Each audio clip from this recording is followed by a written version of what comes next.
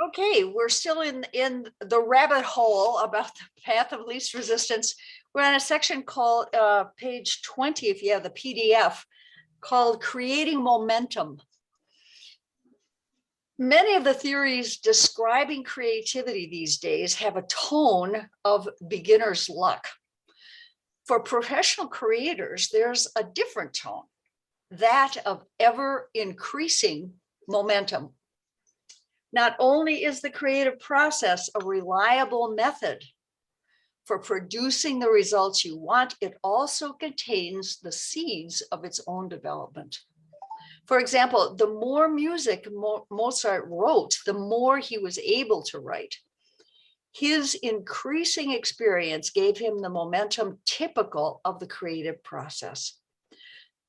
If you begin to create the results you want today, you are more prepared to create the results you want 10 years from now. Each new creation gives you the added experience and knowledge of your own creative process. You will naturally increase your ability to envision what you want. 1, why learning is exponential, compounding on itself. The more you learn, create, the more you can learn and create. I'd like to talk about this just a little bit, momentum. Next section is vision.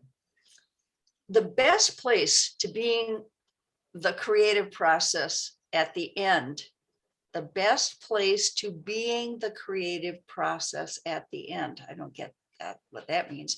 What is the final result you want?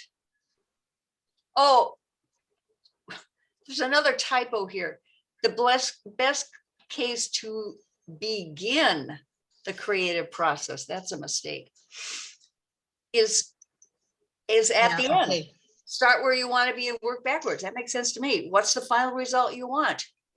This way of thinking helps you conceive the result you want to create independently from how you will create it.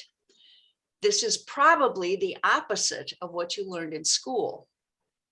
Our education system teaches us how to enact procedures. Students are taught the how long before they're taught to consider the what they want. Learning how to do anything before you have any notion of what you will use this knowledge for can give you a false sense of purposelessness.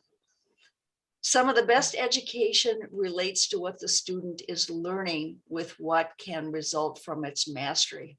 Let me read that again. Some of the best education relates what the student is learning with what can result from the mastery. Oh, I see. So this is a labyrinth. Okay. B, the marvelous ability to form a picture of your final creation enables you to work from knowledge rather than speculation. That's great. This is the reason many professional creators are often so sure of themselves. Even the most insecure artist can have tremendous confidence in his or her vision. Look at your results from many angles in your imagination. Try taking out elements. Try adding new elements. Look at the image from the inside, outside, above, below, close, and distance. As you practice changing frames of reference, you will get to know more and more about what you want to create. Sometimes you'll be surprised. Often you will not, but you will always learn more about your concept. Masters have a hologram in their heads. They see their vision, business, creation so clearly and thoroughly that they can manipulate every angle, every degree, and see how the system is impacted. This is the level of mastery it takes to truly excel. You want to talk about this for a minute, or just so we just keep going? We can talk about it. Okay.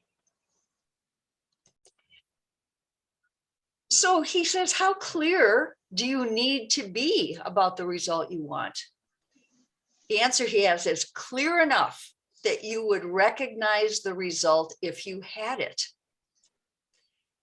D, as you begin your process, realize that there is no right way of doing it. There is no right way of painting a painting, no right way of composing music, and no right way of creating your life. Much of what you will do will be based on personal style, preference, values, and desires. As you experiment with your own path, you will become an expert on your own creative process, and that is the only one that is directly relevant in your life. Mm-hmm. E, there is a difference between concept and vision. This guy is great. Mm-hmm. Concept comes before vision. Concept is general. Vision is specific. Once you have formed the concept, the next step is to crystallize it. This is an act of focusing. Given the various ways in which the concept might manifest itself, how do you want to see it manifested?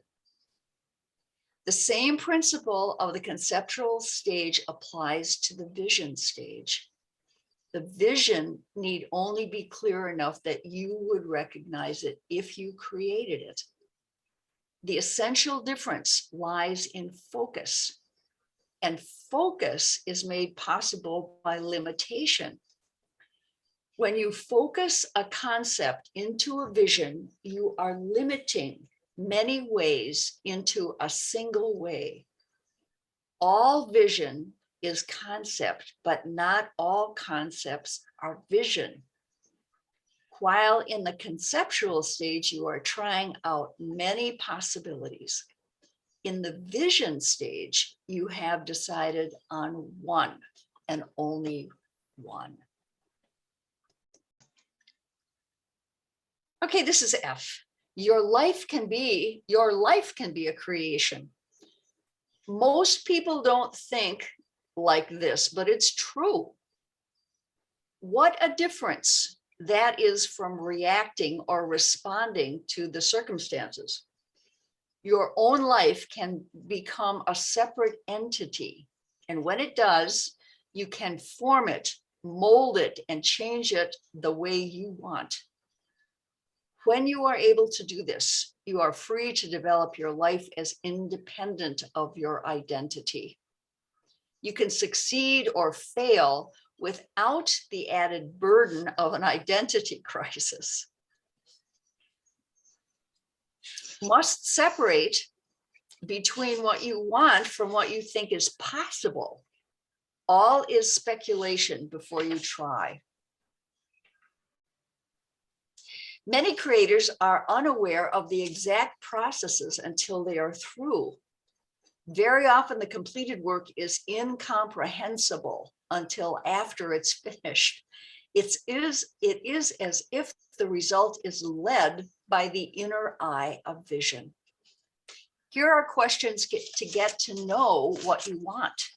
1, ask yourself the question, what do I want?